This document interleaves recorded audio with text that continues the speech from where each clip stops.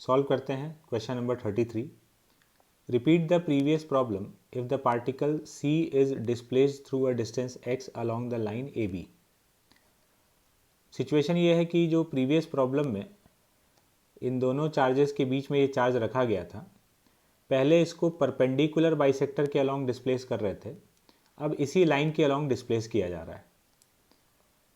तो इसको जब डिस्प्लेस कर देंगे यहाँ से x, यहाँ पहुँच गया ये, तो अब ये वाला गैप हो गया d/2 + x और इस राइट वाले चार्ज से इसका डिस्टेंस हो गया d/2 - x। पहले तो हम लोग इस पर नेट फोर्स लिखेंगे। तो ये वाला जो कैपिटल Q है राइट वाला, ये इसको रिपेल कर रहा होगा विथ फोर्स F2, और जो लेफ्ट वाला ये कैपिटल Q है ये इसको रिपेल कर रहा होगा with force F1 and F2 is greater than F1। F2 का वैल्यू F1 से ज़्यादा है क्योंकि ये जो राइट में कैपिटल Q है इसका डिस्टेंस चार्ज से कम है। तो नेट फोर्स हम लोग F2 - F1 लिखेंगे। ये F2 का वैल्यू हो गया KQQ अपॉन d/2 - x का स्क्वायर।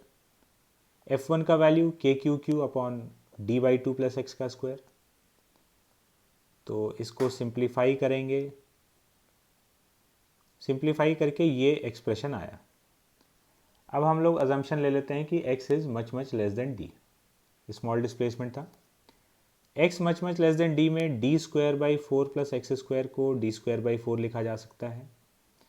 तो इसको d²/4 से रिप्लेस कर देंगे।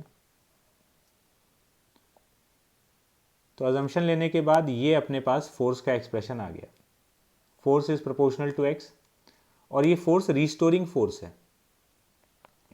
रिस्टोरिंग फोर्स मतलब जो नेट फोर्स आया है इस पर वो इस डायरेक्शन में आया है, तो ये इसको वापस इसके इक्विलिब्रियम पोजीशन की तरफ धकेल रहा है।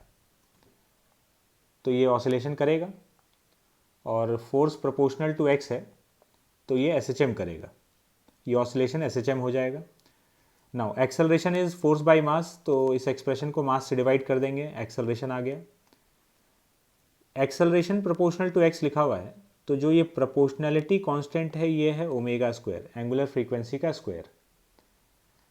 तो ये एंगुलर फ्रीक्वेंसी आ गया रूट ऑफ दिस वैल्यू, और एंगुलर फ्रीक्वेंसी आ गया तो टाइम पीरियड होता है SHM का 2π/ω।